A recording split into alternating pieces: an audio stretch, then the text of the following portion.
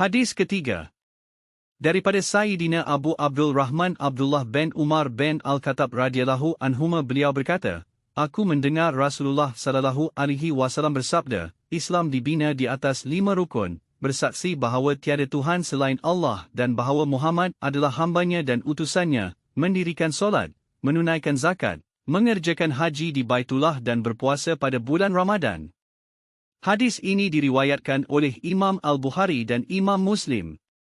Pengajaran hadis.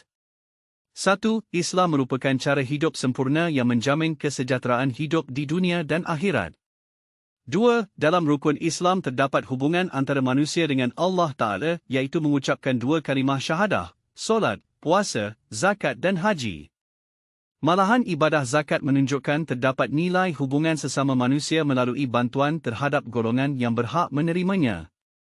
3. Orang yang berpuasa, berzakat dan menunaikan haji tetapi tidak mendirikan solat ialah orang yang meninggalkan ibadah yang utama.